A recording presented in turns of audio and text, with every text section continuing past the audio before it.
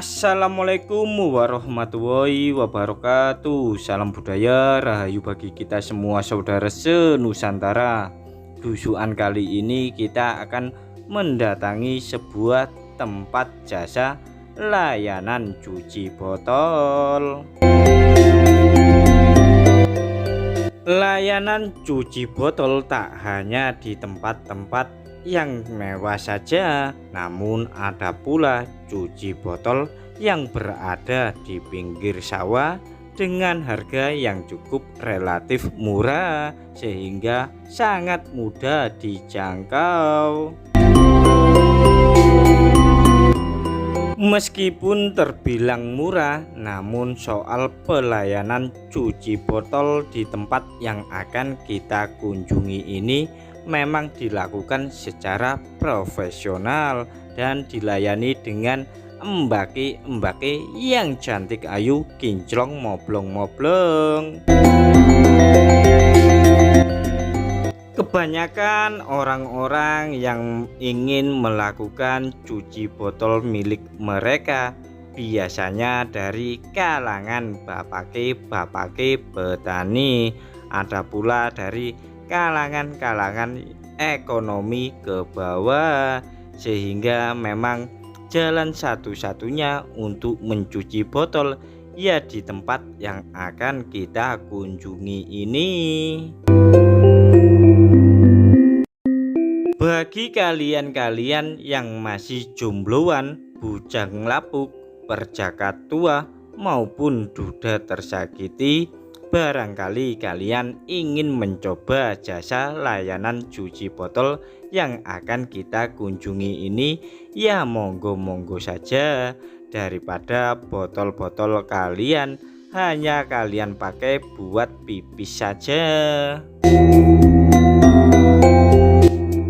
Biasanya para embake-embake penyedia jasa layanan cuci botol datang saat maghrib dan mereka kembali pulang saat dini hari. Jadi kalau siang memang tidak ada. Maka dari itu apabila kalian ingin mengunjungi, ya silakan datang sekitar jam 5 atau jam setengah 6. Aktivitas embake-embake dalam melayani jasa cuci botol memang tidak setiap hari, namun hanya di hari-hari tertentu dan terutama di hari Sabtu malam Minggu, yang mana di situ pasti ada embake yang datang dari luar daerah membuka lapak jasa layanan. Dalam melayani pelanggan-pelanggannya, biasanya embake-embake yang cantik ayu, kinclong, moblong-moblong tersebut biasanya membawa selembar kain ataupun selembar plastik. Ada pula yang membawa karung bekas bubuk ya dalam melayani cuci botol. Maka tak heran masyarakat yang mengetahui lokasi serta aktivitas mereka menyebutnya layanan cuci botol seket pitu atau lemek suket bantalan watu, karena lokasinya berada di alam terbuka. Bagi kalian-kalian di video ini yang sudah pernah mendatangi lokasi layanan cuci botol seket pitu yang akan kita datangi ini, silakan berbagi cerita pengalaman kalian di bawah kolom komentar video ini, agar nantinya para bujang lapuk, perjaka tua maupun duda tersakiti mengikuti jejak langkah kalian. Selanjutnya kami akan memberitahukan kalian tempat kumpulnya embake-embake tersebut sebelum melayani jasa cuci botol. Nah, saat ini kita berada di lokasi jembatan Kali Tenggor ya.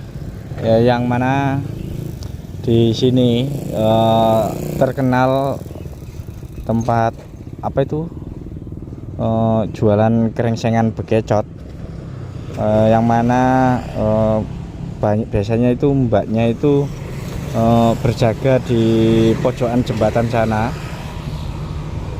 untuk menarik para pelanggan. Biasanya mereka itu mudah dikenali, yaitu menggunakan tas yang berisi botol air mineral ya.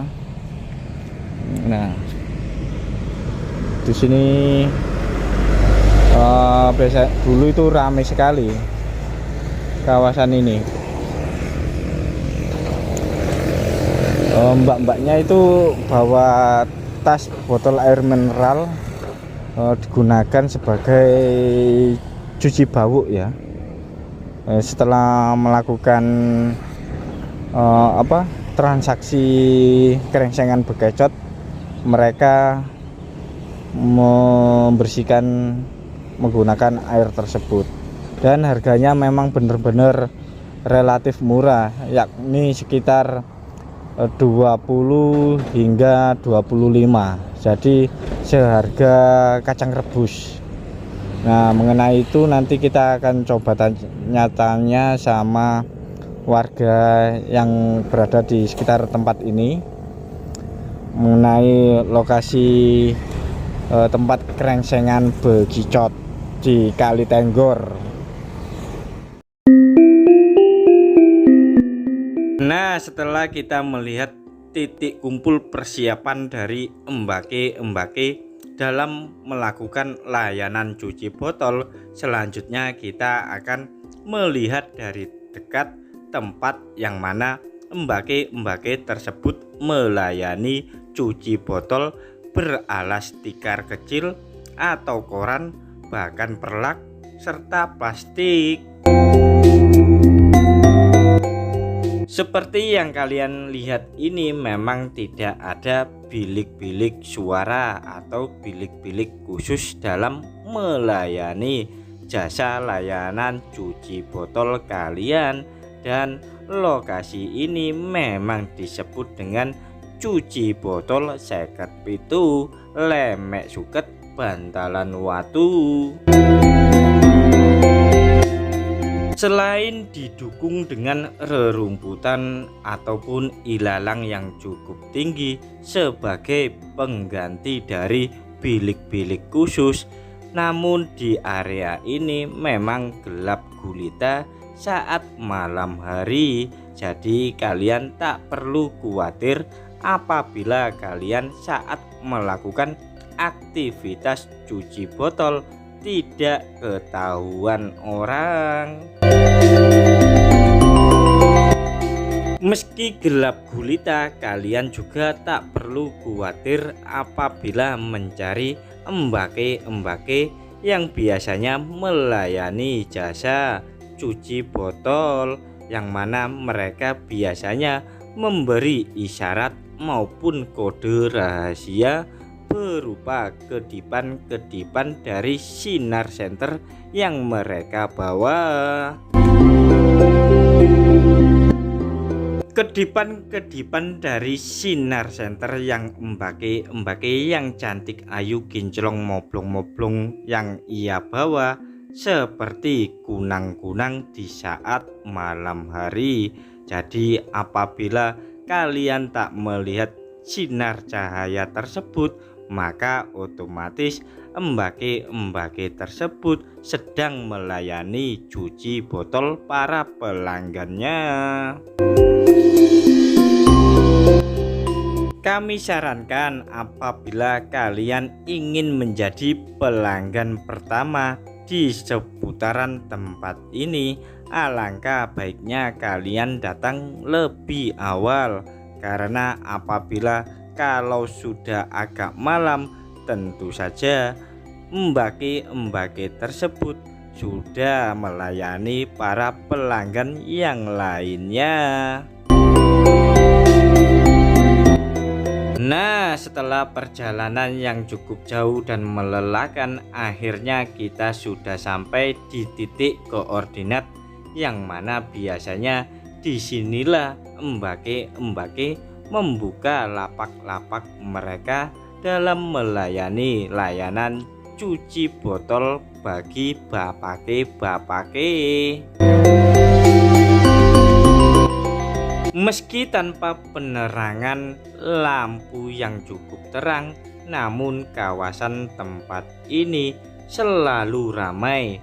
Banyak bapake-bapake yang sedang antri giliran saat ingin mencuci botol mereka ya. Selain dilayani dengan lemek suket, bantalan watu atau seket pitu, biasanya embake-embake juga melayani di bawah pohon-pohon pisang ini, yang mana memang sangat tidak terlihat apabila saat malam hari karena tertutupi dedaunan sama semak-semak belukar. Karena matahari belum terbenam, alangkah baiknya kita mencari jejak-jejak atau bekas-bekas sampah dari aktivitas mereka di saat malam hari, yang mana biasanya di area sekitaran rerumputan ini banyak sekali jejak-jejak atau bekas sampah mereka. Karena aktivitas layanan cuci botol dilakukan seminggu sekali atau seminggu 2 kali, maka tak heran bekas-bekas sampah mereka dibakar sama para pencari rumput, sehingga di area ini tak tampak sekali bekas sampah dari aktivitas mereka. Meski belum terlihat bekas sampah dari mereka, yang jelas nantinya kita akan menunggu mereka saat matahari terbenam, dan kemungkinan apabila ada yang memikat kami pun juga pasti ikut serta dalam membuat botol-botol kami menjadi bersih setelah dicuci. Mengenai harga jasa layanan cuci botol di seputaran tempat ini memang murah sekali, kisaran Rp20.000 hingga Rp25.000, sehingga kalian apabila memiliki uang 100.000, maka kalian bisa melakukan cuci botol di tempat ini berkali-kali. Bagi kalian yang belum pernah datang ke sini, kami tunggu kalian datang ke tempat ini apabila ingin mencoba melakukan ritual cuci botol di kawasan tempat ini ya. Bagi kalian mama-mama ataupun para janda yang sedang membutuhkan uang, alangkah baiknya kalian juga ikut bekerja di tempat ini, yang mana pekerjaannya hanyalah mencuci botol para pelanggan yang datang ke tempat ini. Coba kalian perhatikan ilalang di hadapan kita ini memang berbeda dari ilalang-ilalang yang ada di pinggirannya, yang mana tepat di hadapan kita itu terlihat bersih, yang mana memang sering digunakan untuk ritual cuci botol, yang mana ditutupi dengan tikar kecil ataupun koran, bahkan perlak, bahkan karung beras. Meski lokasi ini terlihat di hadapan kita ada pemukiman penduduk, namun aktivitas-aktivitas embake-embake penyedia jasa layanan cuci botol di tempat ini memang tidak terlihat.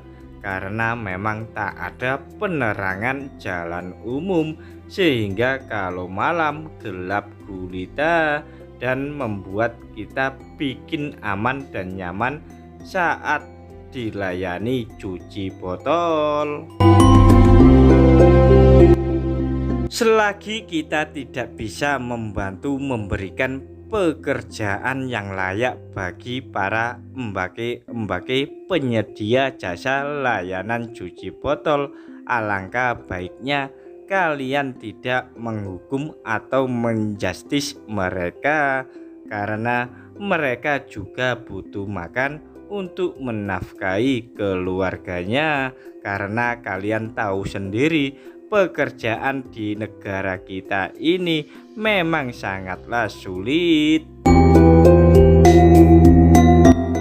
Sambil kita menunggu tenggelamnya matahari dan kehadiran dari embake-embake, alangkah baiknya kita ngopi sambil bertanya-tanya sama warga sekitar sini. Kali Pak, badhe tanglet. Niku tutupe niku pun kecien apa? Oh, pun lami. Pun lami. Lami. Mergi napa nih, Pak? Duka lurahe. Oh, mergi lurahe. Kepala desa. Tapi sian niku tiyang pundi mawon, Pak, sing nganu, sing sadian ngonten niku, krengsengan bekecot ngonten niku. Oh, niku yang ten pundi-pundi nekon. Oh, sanes tiyang mriki. Berarti luar kota sing Nggih, mriki. kota. Terus kok moro-moro juk nggene mriki niku kantuk informasi saking ben. Nah, niku mboten ora kula. Nah, masalah regine, Pak. Oh, duka iki. Terus murah Nggih ngoten. murah tapi duka pinten-pinten mboten ora. Terus 20.000. Nek kepepet sedoso ngoten. Niku mboten ora. Cuma nekon iki. Sian niku berdinten ngoten nah. Ta Boten kadang nggih seminggu minggu. Oh, seminggu pun.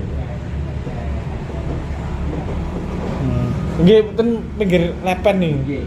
Tasik dereng digali, tasik iki tanton iki yen mun lami.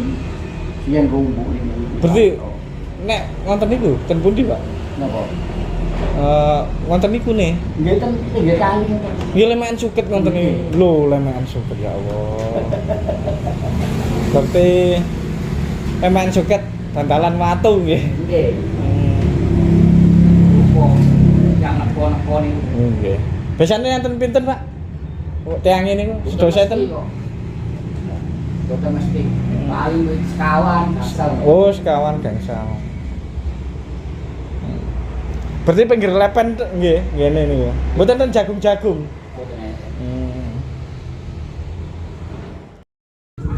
Ngoten tadi saya pulang Bongkar. Nggih. Terus mungkin sawan ku prei. Nasi siji loro nggih tapi ini mboten kabeh. Samangke tas ya wonten. Mboten ngerti. Tapi siene nganu nggih, wonten nggih. Tapi ini mboten penguatan mboten mboten. Enten pinten? Wonten kula mungkin. Oh nggih. Jadi niki apa jenenge mboten kantuk maido nggih. Nggih, soalnya kepepet keluargane niku mboten nyekapi. Nggih. Ekonomi ini mboten madai, tapi Nggih. terpaksa. Nggih. Nah, Kok mboten niat asli ngoten nggih rugi lah ngene ngoten iki. enggak nggih. Nggih, selangkung Nah. 30.000, 35 ngoten, Bu. Oh nggih ta. Nggih. Mboten nate ngertok. Nggih. Nah, ini baru pertama kali. Jenengan ngeten iki kok ibu-ibu. Oh, Nggih, sepuh-sepuh, Bu. kula monten pinten 75. Enggak. Nggih. Dan ini baru pertama kali kita mendapatkan jawaban yang cukup bijak dari Ibu sinten nih? Khusus ya. Ibu Khususia mengenai hal-hal yang tabu seperti itu. Umumnya biasanya orang itu menjustis, Bu. Apa orang itu komentar apa ya, mengkredibilkan orang-orang yang memang apa ya, kepepet semacam itu. Tapi beliau malah orang-orang yang komentar seperti itu tidak pernah merasakan gimana susahnya nggih ya, kehidupan. Padahal niku piyambak sakjane mboten purun ngoten. Nggih, Tapi paham. terpaksa lanjut anake dipakani ono. Nah, nggih. Niku. Apalagi kalau mereka mungkin hidupnya sebatang kara nggih. Nah, Terus mau kerja juga susah, nggak sulit. Nah iya. Akhirnya jalan satu-satunya menjual krengsengan bekicot nggih. Dan tanggung resikune wis akhirat meneh-meneh urusane dhewe. Nggih. Saiki penting anakku gak keleleran. betul, betul. Jadi bagi kalian-kalian yang sok suci, sok apa ya, sok apa, yang sok suci atau sok agamis atau yang gimana, kalian memang nggak pernah merasakan susahnya kehidupan orang tersebut. Kalian hanya bisa menghakimi, menghukum orang-orang yang berprofesi seperti itu. Nah, tidak boleh, betul. Namun kalian sendiri tidak mau membantu. Nah, nggih. Mereka hanya bisa menghakimi tapi tak mau membantu, Bu. Entah itu secara finansial, entah itu memberikan lapangan pekerjaan, mereka itu tidak mau, malah sibuk mencari atau mencaci maki mereka, profesi mereka. Nah, jadi orang-orang yang sok suci, kalian lebih rendah daripada orang-orang tersebut, karena mereka betul-betul mencari nafkah demi kehidupan sendiri, sedangkan kalian tidak pernah merasakan, hanya bisa mencaci maki, mengatasnamakan agama yang kalian anggap diri kalian adalah Tuhan. Pun sadar. Nggih. Kali makin ampun enten bantuan-bantuan. Nggih, betul. Nggih. Kadang bisa masukan. Nggih. Nanti kalau sudah 1 hari, 2 hari bisa untuk menambahi. Iya, betul. Nah, sudah sadar. iya betul. Terus mendapatkan pekerjaan yang layak nggih, Bu nggih. Kita tiang pundi mawon Bu sing anu mriki. Sekitar pun. Oh, sekitar mriki. Bu sanes luar daerah nih. Terus lho kula niki wonten jari-jari ini gak mboten ro dhewe. Nggih. Kalau panjang yo mungkin kepesan. Nggih, betul. Kan sepuh-sepuh punan nggih. Nggih. Sak niki terus pun